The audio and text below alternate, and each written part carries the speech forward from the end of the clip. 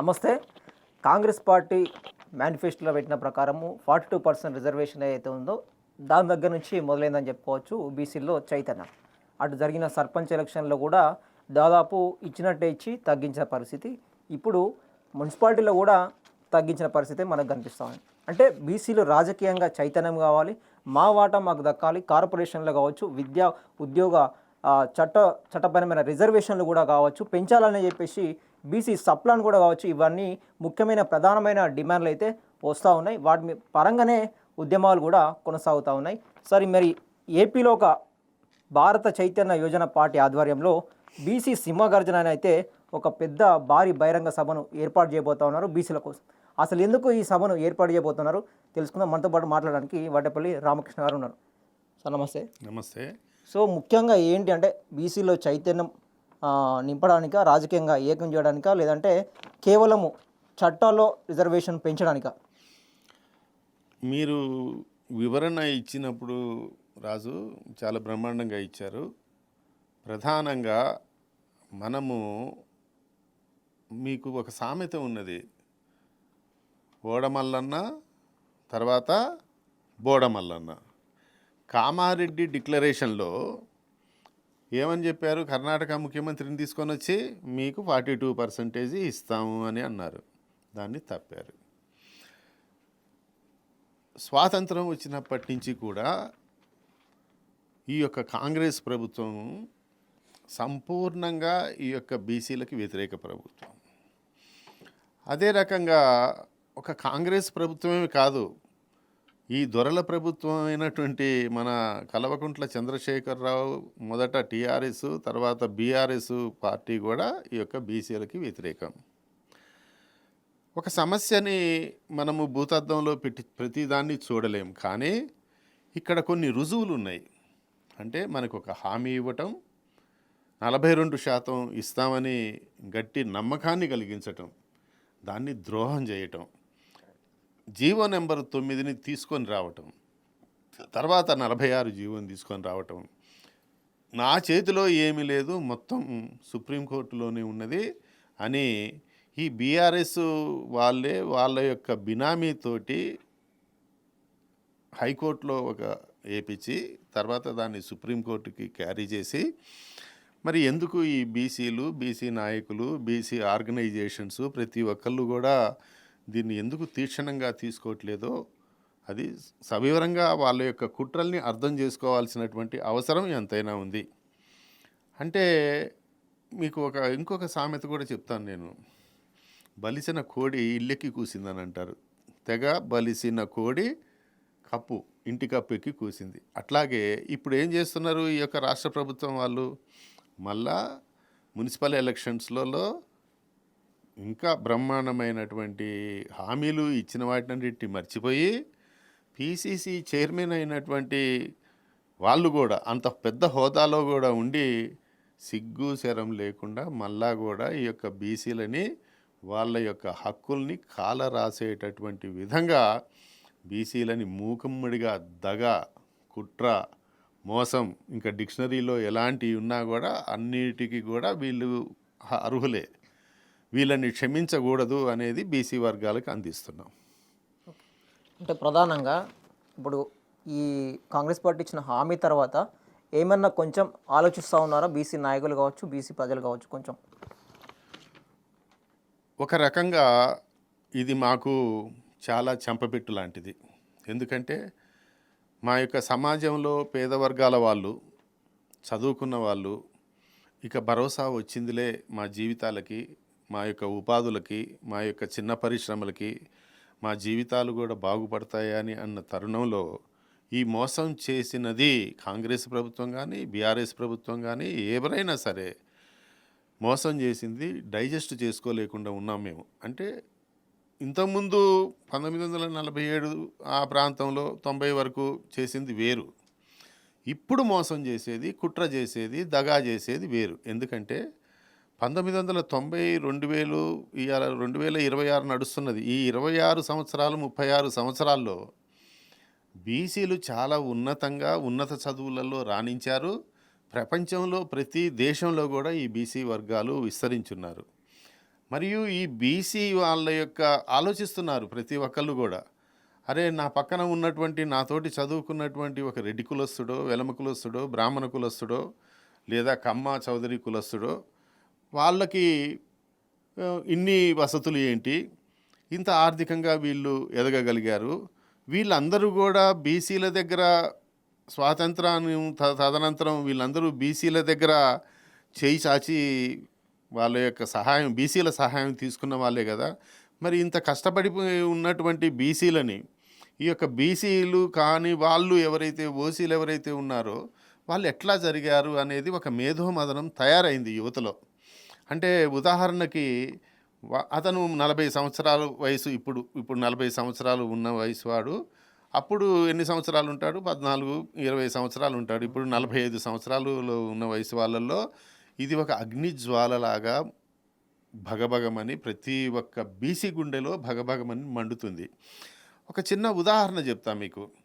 BC ఉద్యమాన్ని అణిచివేద్దాము అనుకునేటటువంటి ఈ యొక్క నాయకులైతే ఏంటి, ఈ యొక్క పార్టీలైతే ఏంటి, అగ్రకుల పార్టీలైతే ఏంటి, అగ్రకుల భావజాలం కలిగినటువంటి పార్టీలైతే ఏంటి, మా గుండెల్లో మంటను నువ్వు ఆర్పలేవు. ఏదైనా ఒక విలేజ్లో ఒక మంట కానీ, ఒక నిప్పు కానీ, ఒక గడ్డిమావ కానీ, ఒక ఏదో ఒక ఇల్లు కానీ తగలబడితే నీళ్లు జరుగుతాం. మరీ వేరే గ్రామాల్లో అయితే, మరీ ఆటవిక వ్యవస్థలు అయితే మట్టి చల్లి దాన్ని చల్లారుస్తారు. కానీ బీసీ గుండెలలో భగభగ మండేటటువంటి ఈ యొక్క రిజర్వేషన్ల యొక్క మంటని ఏ రేవంత్ రెడ్డి చల్లార్చలేడు. ఎన్ని అపోహలు, ఎన్ని మాటలు చెప్పి చల్లార్చలేరు. ఏ బీఆర్ఎస్ చల్లార్చలేదు.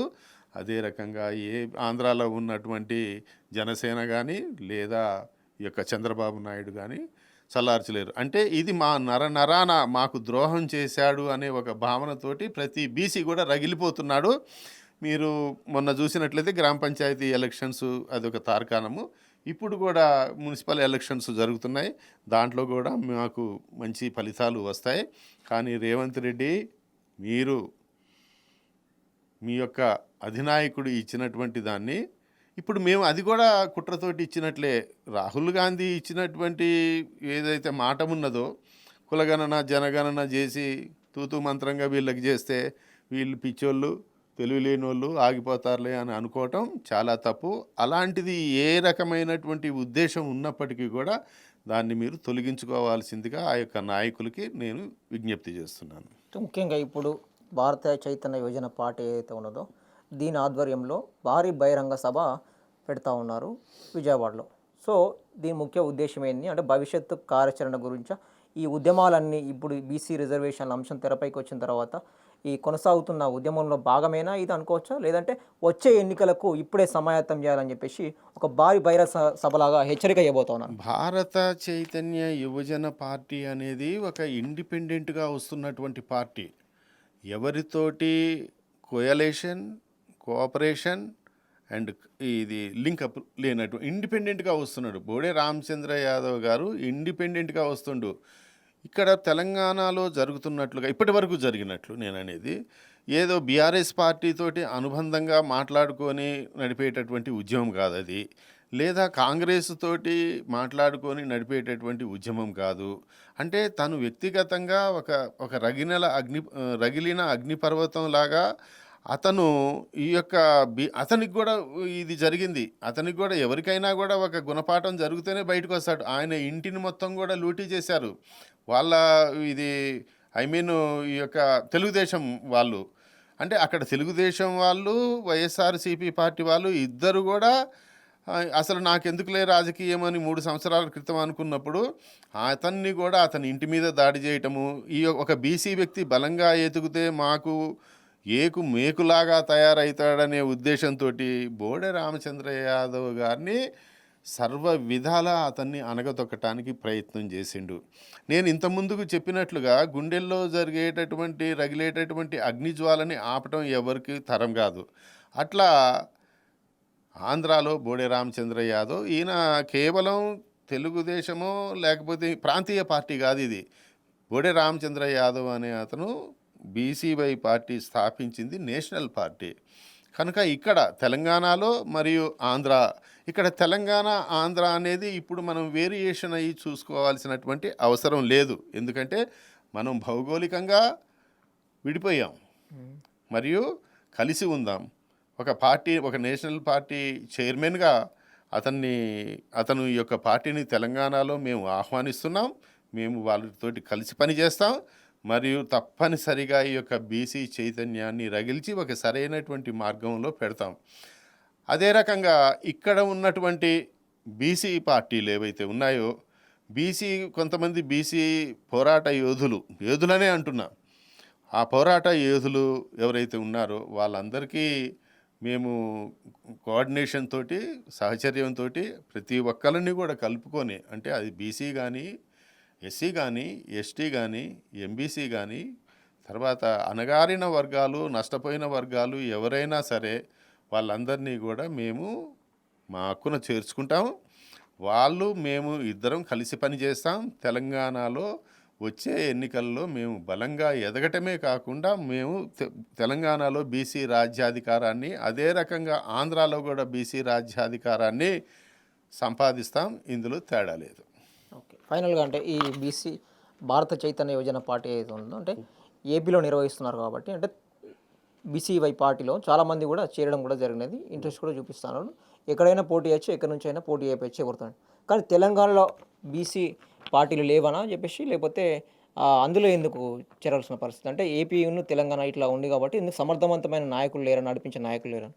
నో, తెలంగాణలో రాజకీయ నాయకులు లేరు అని నేను అన్ను.